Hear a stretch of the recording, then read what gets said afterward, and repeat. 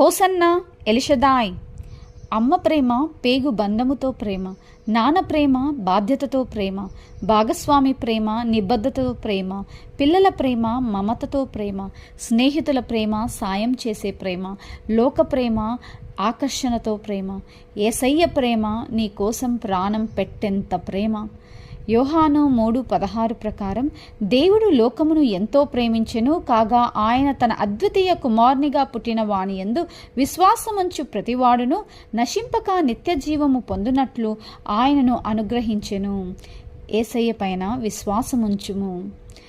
యోహాను 15:9 ప్రకారం తండ్రి నన్ను ఎలాగు ప్రేమించెనో నేనును మిమ్మును అలాగే ప్రేమించితిని, నా ప్రేమ యందు నిలిచియుండుడి. ప్రేమలో నిలిచి ఉండాలి, క్రీస్తు ప్రేమలో నిలిచి ఉండాలి. ఎలాగు నిలవగలం? యోహాను 15:10 ప్రకారం నేను నా తండ్రి ఆజ్ఞను గైకొని ఆయన ప్రేమయందు నిలిచియున్న ప్రకారం మీరును నా ఆజ్ఞలు గైకొనిన ఎడల నా ప్రేమయందు నిలిచియుందురు. ఆజ్ఞలు గైకొనుట. రెండవది ఒకరిని ఒకరు ప్రేమించుట. యోహాను 15:12 ప్రకారం నేను మిమ్మను ప్రేమించిన ప్రకారం మీరు ఒకరినొకడు ప్రేమింపవలననుటయే నా ఆజ్ఞ. మనుషులను ప్రేమించటం నిన్ను వలే నీ పొరుగువాన్ని ప్రేమించు అన్న ప్రకారమే ప్రేమించాలి. ఈ ప్రేమ నిన్ను ప్రేమించుకొన్నంతగా ప్రేమించు.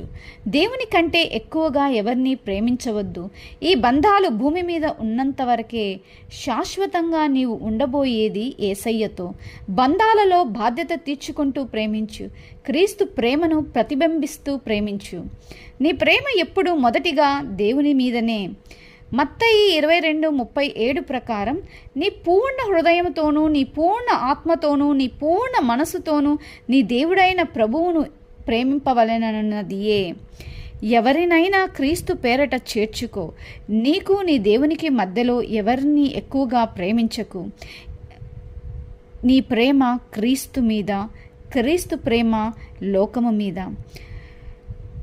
యేసు క్రీస్తు నామములో మీకు ఆశీర్వాదం ఉండునుగాక. ఆమెన్.